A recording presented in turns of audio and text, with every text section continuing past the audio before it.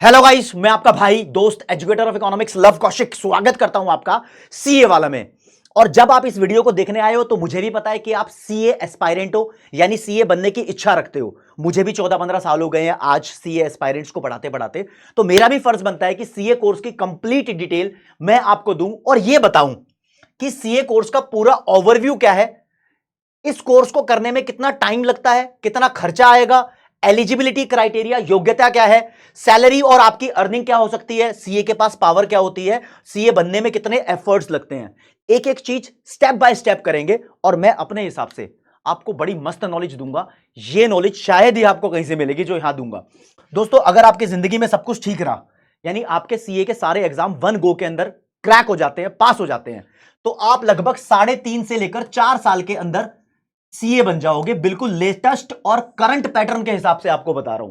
पहले टाइम ज्यादा लगता था, लेकिन अब कोर्स छोटा हो गया है, पेपर्स भी कम हो गए हैं, तो देखा कितनी जल्दी बन जाओगे। खर्चा कितना आएगा मैं कह रहा हूं, जब आप ये वीडियो पूरी देखोगे तो आपको पता चलेगा कि आप फ्री में पूरा सीए कोर्स कंप्लीट कर सकते हो।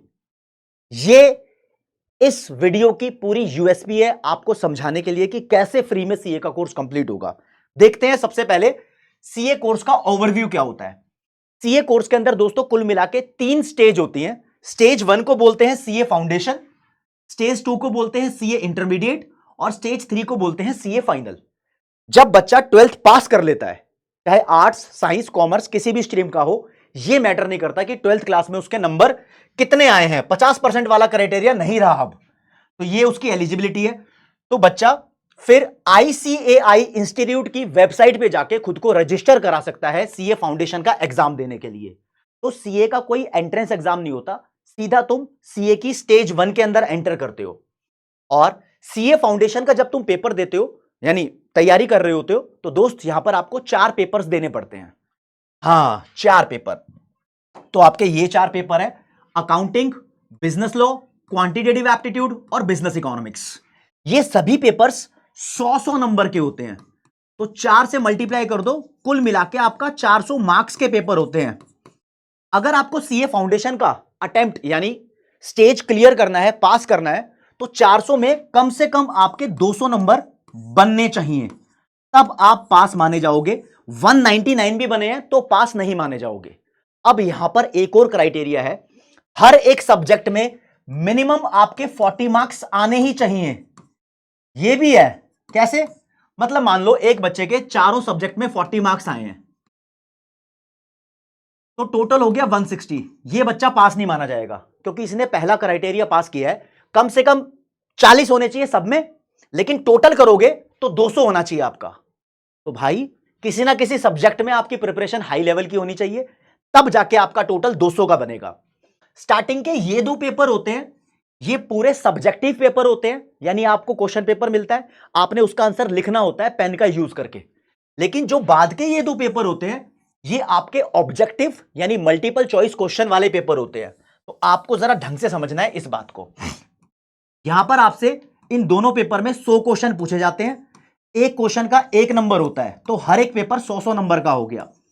अगर आप यहां पर आंसर सही करोगे तो आपको 1 नंबर मिल जाएगा, गलत करोगे तो 0.25 नंबर आपका कट जाएगा। नेगेटिव मार्किंग है इन दोनों में। अगर आपने क्वेश्चन अटेम्प्ट नहीं किया तो ना नंबर मिलेंगे ना नंबर कटेंगे। तो बहुत सावधानी के साथ इन दोनों पेपर की तैयारी करते हैं। यहां पर नेगेटिव मार्किंग नहीं है। ये दोनों पेपर 3-3 घंटे के होते हैं, इन दोनों में नेगेटिव मार्किंग है। ये दोनों पेपर 2-2 घंटे के होते हैं। 2 बजे से लेकर 5 बजे तक पेपर होता है ये दोनों, और 2 बजे से लेकर 4 बजे तक पेपर होता है ये दोनों। इवन इन दोनों पेपर को लिखने से पहले आपको 15 मिनट का रीडिंग टाइम भी मिलता है। जब आप एग्जाम सेंटर में जाओगे तो क्वेश्चन पेपर मिलेगा, आप 15 मिनट तक तसल्ली से क्वेश्चन पेपर को पढ़ सकते हो। उसके बाद आंसर लिखोगे, उसके लिए 3 घंटे मिलेंगे। यहां पर कोई रीडिंग टाइम नहीं मिलेगा। यहां पर आपको सिर्फ आंसर मार्क करने होंगे। ऑफलाइन पेपर होता है, कंप्यूटर बेस्ड नहीं होता। इतनी क्लैरिटी आपके भेजे में जानी चाहिए। तो भैया, ये सीए फाउंडेशन का तरीका है। 11वीं 12वीं में अगर आपके पास मैथ्स नहीं थी तो भी आप सीए बनने के लिए एलिजिबल हो, सीए फाउंडेशन का पेपर दे सकते हो।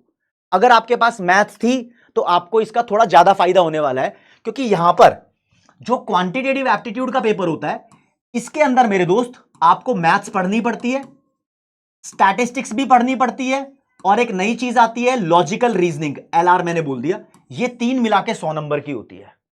तो जिसके पास मैथ्स नहीं होती वो भी आसानी से सीए फाउंडेशन को पास कर लेते हैं।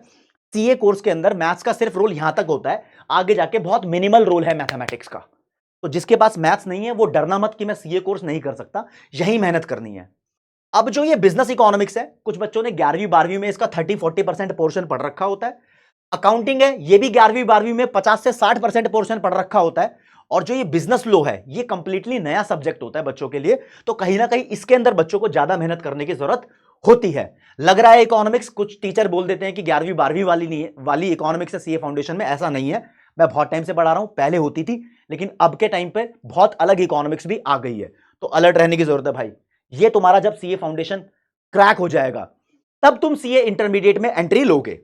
लेकिन दोस्त, जो सीए फाउंडेशन का पेपर होता है, ये एक साल में 3 बार होता है, 3 times in a financial year. एक पेपर होता है आपका मई में, फिर होता है सितंबर में, फिर होता है जनवरी में। हाँ जी, एक फाइनेंशियल ईयर स्टार्ट होगा मई सितंबर जनवरी। फाइनेंशियल ईयर 1 अप्रैल से स्टार्ट होता है और 31 मार्च को खत्म होता है।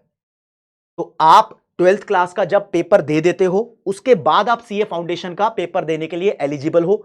क्लास 12th करते करते आप सीए फाउंडेशन का पेपर नहीं दे सकते, और सीए फाउंडेशन का पेपर देने के लिए आपकी क्लास 12th के रिजल्ट की कोई जरूरत नहीं है। आप पेपर दे दोगे, उसके बाद जस्ट बच्चे मई वाला अटेम्प्ट दे देते हैं, राइट। ये हो गई सीए फाउंडेशन। उसके बाद आपको 8-9 महीने का टाइम मिलेगा तैयारी करने के लिए। आप सीए इंटरमीडिएट की तैयारी करोगे। सीए इंटरमीडिएट को 2 पार्ट में डिवाइड किया हुआ है, एक होता है ग्रुप 1 G1, एक होता है ग्रुप 2। दोस्तों, ग्रुप 1 और ग्रुप 2 आप दोनों एक साथ मर्ज करके भी दे सकते हो और अलग अलग टाइम पे भी दे सकते हो। मैं मान के चलता हूं कि आप इन दोनों को मर्ज करके दे रहे हो।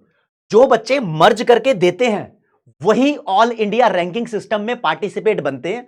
अगर आप पहले ग्रुप 1 दे रहे हो, फिर उसके बाद ग्रुप 2 दे रहे हो, तो दोस्तों आपको रैंक नहीं मिलेगी, चाहे आपके कितने भी नंबर हो, चाहे आपके पूरे इंडिया में हाईएस्ट मार्क्स हो, आपको रैंक नहीं मिलेगी। रैंक के दावेदार वही होते हैं जिन्होंने दोनों ग्रुप एक साथ दिए हैं। फिर इसके बाद आपको आर्टिकलशिप करनी पड़ती है 2 साल की, किसी सीए के अंडर में जाके काम करना पड़ता है। जब तुम सीए के अंडर में जाके काम करोगे सीए फर्म में या बिग 4 जैसी कंपनी से, गूगल लिख के देखोगे तो बहुत सारी फर्म्स है जो सीए इंटर के बाद सीए कैंडिडेट को काम करने के लिए बुलाती हैं। तो यहां पर आपको काम करते करते बहुत कुछ सीखने को मिलता है, रियल लाइफ की चीजें सीखते हो और कुछ पैसे मिलते हैं। जो यहां पर आपको पैसे मिलेंगे उसे बोलते हैं स्टाइपेंड। इसको ध्यान रखना, बड़ी इंपॉर्टेंट चीज है, ठीक है। लगभग 8, 10, 12, 15, 16 इतने पैसे आपको मिल जाते हैं, आपका गुजारा भत्ता चल जाता है। इस बीच में आपकी information technology, soft skills, computer training होती है। फिर आप सीए फाइनल का एग्जामिनेशन देते हो और यहां पर भी एक बार और कंप्यूटर ट्रेनिंग होगी आपकी। तो यहां पर पहली होती है, यहां पर दूसरी होती है। फिर जाके आप सीए बनते हो। आईसीएआई नाम का इंस्टीट्यूट, जो कि ऑटोनोमस बॉडी है, 1949 से चल रही है, वो आपको सीए की मेंबरशिप दे देता है और आप एक सीए कहलाते हो। ये सीए बनने का पूरा एक ओवरव्यू है, इन डिटेल नहीं है, क्योंकि आपको इतना ही जानना जरूरी है। अब आते हैं मेरे दोस्त सीधी सीधी बात एलिजिबिलिटी पे। सीए करने के लिए आप सबसे पहले सीए फाउंडेशन में एंट्री लोगे, तो 12वीं के बाद ही लोगे, मैं समझा चुका हूं। लेकिन एक डायरेक्ट एंट्री रूट भी होता है। जिस बच्चे ने अपनी ग्रेजुएशन का 2nd ईयर कंप्लीट कर लिया हो, फाइनल ईयर में हो, तो वो बच्चा फाउंडेशन को स्किप करके सीधा सीए इंटरमीडिएट में आ सकता है। लेकिन एक कंडीशन सेटिस्फाई होनी जरूरी है, वो ग्रेजुएशन सिर्फ वही कर रहा हो जिस ग्रेजुएशन में उसने अकाउंट्स पढ़ी हो, और ग्रेजुएशन कंप्लीट होने के बाद उसके 55% नंबर बनने चाहिए। इसलिए बच्चा 2nd ईयर में रिस्क नहीं लेता। वो जब कोई ग्रेजुएशन कंप्लीट कर लेता है और उसके 55% नंबर बन रहे होते हैं, जहां पर उसने कॉमर्स अकाउंट्स पढ़ा होता है, तो वो सीए इंटरमीडिएट कर सकता है। बाकी दूसरे ग्रेजुएशन वालों के लिए यह बात वैलिड नहीं है, ठीक है जी। यहां आ जाओगे तो फिर सीए सीधा फाइनल में जाओगे, सीए फाउंडेशन आपसे स्किप हो जाएगा। अब बात कर लेते हैं दोस्तों फीस की, जो सर आपने बताया था फ्री पड़ेगी। हाँ दोस्त, अब इस पूरे सीए कोर्स के दौरान, जैसे कि जब आप सीए फाउंडेशन के लिए रजिस्ट्रेशन कराते हो, तो लगभग 90 to 100 रुपीज आपको रजिस्ट्रेशन के देने होते हैं। जब आपका पेपर होगा तो पेपर से जस्ट 1-2 महीने पहले एग्जाम फॉर्म भरना होगा, तो 1500 रुपए और देने होंगे। ऐसे ही इंटरमीडिएट के दोनों ग्रुप्स के और एग्जाम फॉर्म का पैसा होगा, कंप्यूटर ट्रेनिंग का पैसा होगा। सीए फाइनल के 2 ग्रुप होते हैं, सीए फाइनल के 2 ग्रुप होते हैं, इसमें भी आपको पैसा देना होता है इंस्टीट्यूट को। कुल मिला के आपसे सीए के लिए आईसीआई इंस्टीट्यूट लगभग 85,000 से लेके 90,000 तक चार्ज कर लेता है। छोटा मोटा वेरी इसलिए करता है कि कुछ बच्चे आईसीआई से मैगजीन यानी उनका सर्कुलर भी घर पे मंगवाते हैं हार्ड कॉपी में, तो उसके कुछ एक्स्ट्रा पैसे भी चार्ज होते हैं। तो इतना मोटा मान लो, और ये वन टाइम एक्सपेंस नहीं है, ये धीरे धीरे फेज्ड मैनर में देना है आपको। तो इतना मोटा कुछ खास खर्चा नहीं है, एक एक लेवल पे देना है। तो पूरे 4 साल के दौरान आप इतना पैसा आईसीआई के इंस्टीट्यूट को दोगे। अच्छा जी, फिर फ्री कैसे हुआ दोस्त? आपको जो यहां पर मैंने बोला स्टाइपेंड मिल रहा था, अगर मैं ये मान के चलूं कि तुम्हें 2 साल की ट्रेनिंग में 24 महीने होते हैं और हर महीने आपको 10,000 का स्टाइपेंड मिल रहा है, तो 2,40,000 रुपए तुम अर्न कर चुके हो। और आईसीआई इंस्टीट्यूट ने आपसे मांगे हैं मान लो 90,000, तो आपके पास तो पैसा बच ही रहा है, 1.5 लाख रुपया बच गया आपके पास। अब इस 90,000 में मैंने आपकी कोचिंग की फीस नहीं जोड़ी थी। बच्चे कोचिंग लेते हैं, डिपेंड करता है कि कहां से लेते हैं, बहुत महंगी महंगी कोचिंग भी होती है, लेकिन सीए वाला की टीम सीए एस्पायरेंट के लिए बहुत ही अफोर्डेबल कोर्स लेकर आई है और लेकर आती रही है। संपूर्ण बैच सीए फाउंडेशन के लिए बहुत पॉपुलर है, सीए इंटरमीडिएट के लिए उद्देश्य बैच है और सीए फाइनल के लिए भी बैचेस होते हैं। तो यहां पर अगर आप देखोगे तीनों लेवल पे मैं एक आइडिया देता हूं, फाउंडेशन, इंटरमीडिएट और फाइनल, इन तीनों लेवल पे देखते हो दोस्तों, तो फाउंडेशन में प्रो वर्जन भी खरीद रहे हो। एक नॉर्मल बैच होता है 5,000 5,500 का होता है, प्रो वर्जन 8,000 का होता है। तो यहां पर 40,000 के आसपास, 40 से 50,000 के आसपास फेस्ड मैनर में ड्यूरिंग द 4 इयर्स आप पे करके आसानी से सीए बन सकते हो। तो कुल मिला के आपने सीए का कोर्स करने के दौरान 1.5 लाख रुपया कमाया था स्टाइपेंड में, 50,000 इसकी कोचिंग में फूंक दिया और बचा लिए अपने 1 लाख रुपए, जो आपके खर्चे भी रहे होंगे आने जाने के, ट्रैवलिंग के, जब तुमने ट्रेनिंग ली होगी, बहुत सारी चीजें आपकी बच गई हैं। इतना सही है ना कि बढ़िया से भाई फ्री में हो गया, एक तरीके से पैसा और देके गया ये कोर्स करते करते। जिन बच्चों का सीए कोर्स कंप्लीट नहीं हो पाता, सीए इंटरमीडिएट में ही रह जाते हैं, तो उन बच्चों के लिए भी अलग से जॉब्स होती हैं। ऐसा नहीं है कि वो अनएम्प्लॉयड रहते हैं, उनके लिए भी अलग से जॉब्स होती है। सीए की डिग्री एक मास्टर डिग्री के बराबर होती है, यह भी आपको ध्यान रखने की जरूरत है। ग्रेजुएशन की डिग्री नहीं है, मास्टर की डिग्री के बराबर है। अच्छा जी, ठीक है सर, कोर्स का ओवरव्यू हो गया। फाउंडेशन, इंटरमीडिएट और फाइनल, इन तीनों के पेपर एक साल के अंदर 3-3 बार होते हैं। ओके, लेवल हो गए हैं। इंटरमीडिएट और फाइनल के पेपर्स की डिटेल, ग्रुप के अंदर कौन कौन से पेपर होते हैं, वो तुम तब जान लेना जब उस लेवल तक पहुंचोगे। टाइम ड्यूरेशन बता दिया, खर्चा बता दिया, पैसे बचने वाले हैं, एलिजिबिलिटी बता दी डायरेक्ट और एक तरीके से 12वीं क्लास के बाद। सैलरी की बात कर देता हूं दोस्तों, सीए बनने के बाद एक एवरेज पैकेज बोलते हैं 12 लाख से 15 लाख बच्चा कमा लेता है, लेकिन यही सच नहीं है, इससे ज्यादा भी बहुत बच्चे कमाते हैं। डिपेंड करता है कि उसने सीए बनने के दौरान कितनी स्किल्स गेन की है। 12th क्लास बहुत सारे बच्चे पास करते हैं, तुम्हें एक एग्जांपल दे रहा हूं, लेकिन सबकी नॉलेज बराबर नहीं होती ना। ऐसे ही सीए बहुत सारे बच्चे बनते हैं, सबकी नॉलेज बराबर हो ये जरूरी नहीं है। और कौन बंदा कौन सी कंपनी में जॉब कर रहा है उसके हिसाब से पैकेज मिलते हैं, किसी को 40 लाख 50 लाख, तो किसी को 1 करोड़ भी मिल रहा है। डिपेंड करता है आपने कितने अच्छे तरीके से उसको क्रैक किया है। अब अगली बात आप ध्यान रखोगे कि सीए बनने के बाद जरूरी नहीं है कि आप जॉब करोगे, आपके पास इतनी स्किल हो जाती है कि आप खुद कोई नया स्टार्टअप कर रहे हो, किसी के बिजनेस में हेल्प कर रहे हो, कहीं कंसल्टेंट बन गए हो, इन्वेस्टमेंट बैंकिंग में जा रहे हो, आप खुद अपना ऑफिस खोल सकते हो और वहां पर दूसरों को काम पे रख सकते हो। आपके पास पावर हो जाती है। एक सीए के पास पूरे इंडिया में नंबर 1 पावर है जो किसी के पास नहीं है। कंपनी जब भी बनती है, ये रूल है, कंपनी के बिना तो सामान नहीं बनेगा ना, और सामान बन रहा है तो हम उसको यूज कर रहे हैं, हम जिंदा है। तो कंपनी के बिना सामान नहीं बनेगा और कंपनी तब तक नहीं चलेगी जब तक वो कानून नहीं मानती हो। और कानून ये कहता है कि एक कंपनी को अपने फाइनेंशियल स्टेटमेंट्स यानी पैसों के रिकॉर्ड को साइन करा के दिखाना जरूरी है, और साइन करने की पावर सिर्फ और सिर्फ चार्टर्ड अकाउंटेंट के पास है हमारे भारत देश के अंदर। सीए का course all over the world 47 countries के अंदर अपनी वैलिडिटी रखता है, यानी लागू है। तो इंटरनेशनल वैलिडिटी है, बहुत सारी कंट्रीज है, साउथ अफ्रीका भी है, बहुत सारी कंट्रीज है, उसकी डिटेल तो खैर बाद में बात करेंगे। तो सीए के पास इतनी पावर है कि भैया वो फाइनेंशियल स्टेटमेंट साइन करेगा। उसके अलावा कंपनीज के अकाउंट्स की ऑडिटिंग, ऑडिटिंग का मतलब होता है चेकिंग करना, ये करता है। अब टैक्सेशन का काम सीए के पास होता है, फाइनेंशियल कंसल्टेंट सीए बन सकते हैं, बहुत सारी जगह अलग अलग अपॉर्चुनिटी होती है। अब सीए बनने में एफर्ट्स कितने लगते हैं यही सबसे इंपॉर्टेंट बात है, सीए बनने में बहुत रिगरस मेहनत होती है। जो बच्चे सीए बन गए हैं मुझसे पढ़ के, काफी बच्चे बताते हैं कि सर मैं एक दिन में 10-10, 12-12, 14-14 घंटे पढ़ा हूं एग्जाम टाइम में।